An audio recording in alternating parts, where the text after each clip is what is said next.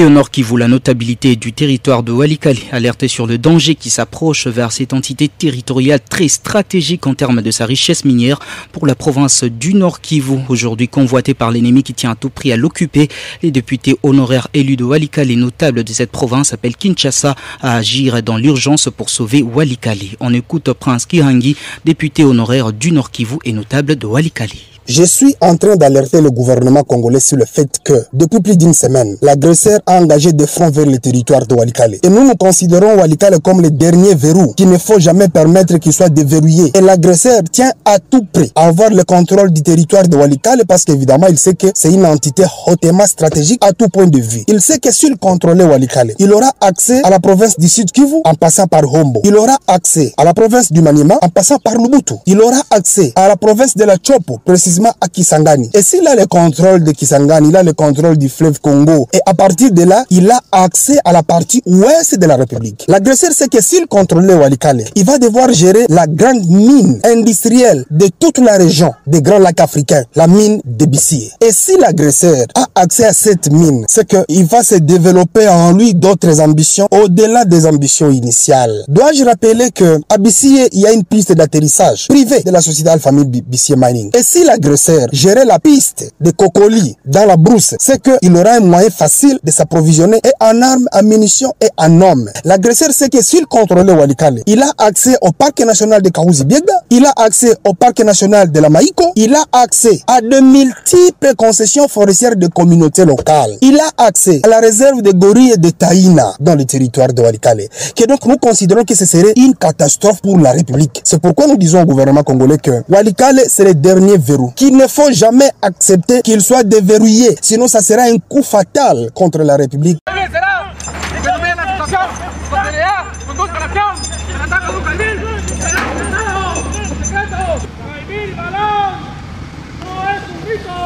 Ces soldats des forces armées de la République démocratique du Congo FARDC ont été à l'école du savoir dans une formation de la MONUSCO à Rwambara, localité située à une dizaine de kilomètres de Bunia, dans la province de l'Ituri.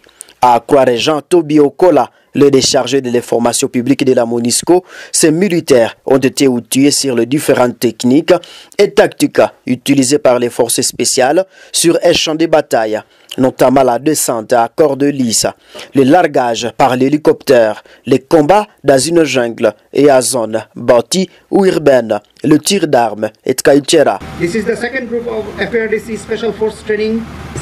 Il s'agit du deuxième groupe de formation de forces spéciales des FARDC organisé par la force de la MONUSCO et nous espérons poursuivre cette initiative à l'avenir.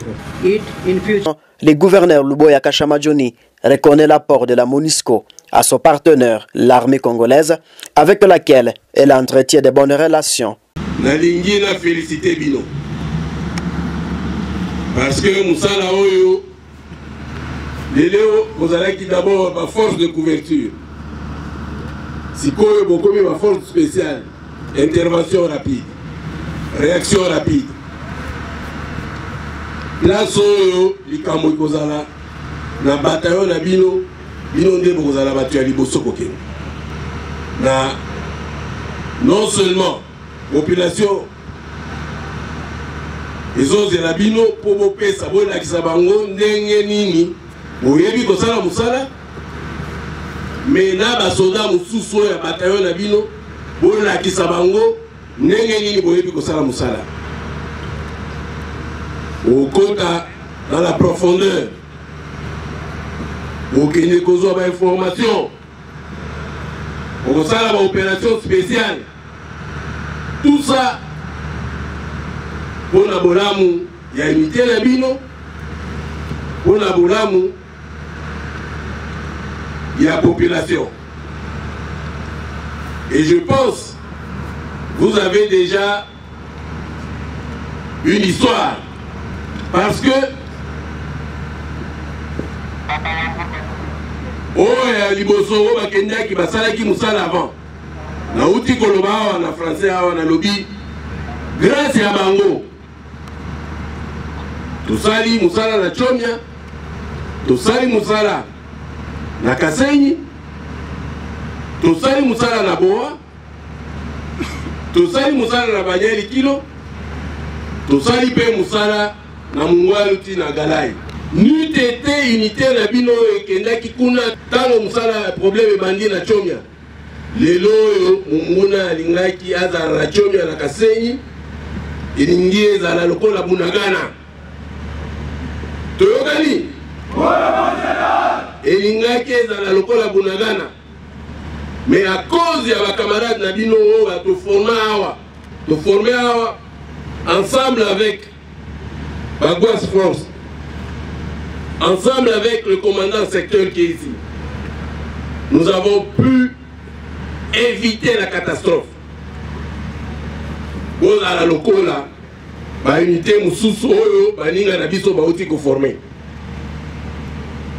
Vous à la discipliner, vous à la professionnalisme bana musala ndenge bozo sala. Vous à la loyaux. C'est-à-dire kolinga mboka na yo kosalisa yango na koyoka bakonzi na yo tango bazopesa yo baordre ebimaka na mokonzi na yo ebimaka na internet te na réseaux sociaux te ebimaka na mokonzi na yo awa boza compagnie ekobima na commandant compagnie na chef peloton pe basoda balobaka moke makasi surtout bino en force spéciale awa tango bozali kouti kosala démonstration awa nayoki makelele te nayokaki makelele kaka ya bambunda wana baarme mais bozala na terrain omona lokola chef aza te bato nyonso bazoloba soki bobandi koloba bino nyonso na unité boyeba te bokolonga te toyokani kimia. Soyez calme dans les opérations. Kimia. Loba te. Dans une unité, il y a un seul chef. S'il est parti, c'est l'autre qui suit. Chef peloton, commandant, chef section, je ne sais pas moi. Non, commandant compagnie. Ndenge balanani, compagnie, peloton, section, équipe. Donc, comme on a dit que vous avez le terrain, boyoki kama ça c'est outiko. Eleli awa batu nyonso babandi koloba. Ça c'est pas l'armée. Quand vous avez comme ça instruction alors que ça je pense va ça kibino. Réaction de la section sous le feu. Section battle 3. Vous avez étudié ça non? Vous avez dit en autre. Ce qui m'a ça c'est les lignes yaloba parce que vous avez la section. Chaque section de koloba. Akoyebi sabino. Voilà, d'abord à couvert, voilà n'engeni tokosala ennemi na moni aza place boye. Et puis après, tant à indiquer ennemi, distance et tout, bino nyonso kinya. Et ça a coupé blablabla té. Donc, je voudrais que ce jour soit un jour d'honneur. Parce que bon, moi, je vais accompagner Bino.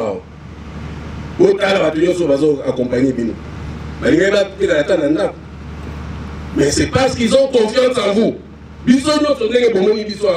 Confiance à Bino et ça n'est pas la Bino. Si nous avons un problème, nous sommes sûrs que vous êtes là.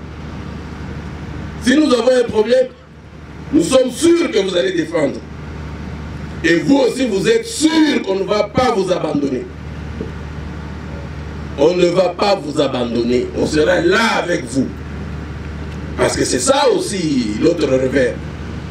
Vous avez la discipline, vous avez la confiance na bino d'abord, il y a le cognon sur Baouti Kotang Sabino. Mais au moins, il y a une démonstration, vous avez ça. Les soldats ne sont pas ça à côté.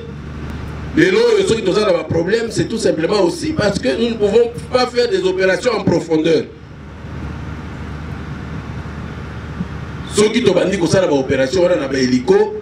Ennemi azo sakana biso tokei kuna na sima wana to beti kuna omona ke ba blague yoso e kosila aoye ba osala musala wana izabino na Nord Kivu wana soki tozosala ba opération ya ndenge wana bokomona ke ça va aller ba beta kama masasi pamba te Vous savez, la première chose, moi je peux vous dire, nous avons été dans les opérations. Attention, mon gars, Betty Massas. Ceux qui vont riposter, la première chose, ceux qui vont riposter, directement. Oui, bien, il aura peur. Akobanga. Mais ceux qui ennemis à bandi kopeta masasi, ayoki ka bino pe bo di papa ba oyo. Bazobanga. Butali. Calme. Ozolanda ndenge ni chef ya bina zoloba. Pende bo bandi. Ceux qui bo moni de bo bandi ko engager.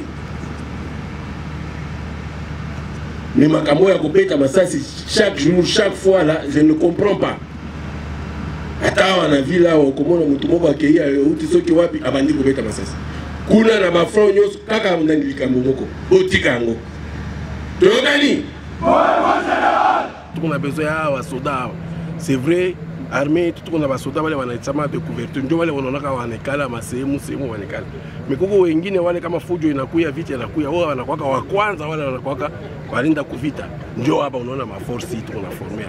Na saa nyingine kama inafika ya kwanza kuvita na inaendaka mbali, nenda mfuata adui mbali nyuma yake ndio ya kumpiga. Sasa wandugu yetu wa MONUSCO wanaforme wale wa force special wa mingi. Na wale wa force special wanafanya kazi mzuri, mliona Chomia namna walifanya kufika Boa, mnaona namna walichoma ya Kasenyi, mnaona namna walifanya Mungwaluti, walifika Galai leo, unaona vile wanafanya Kilo, donc tuko naendelea. Na hii masiku plus tunapata wasoda wa mingi plus tutaendelea na mafunzo.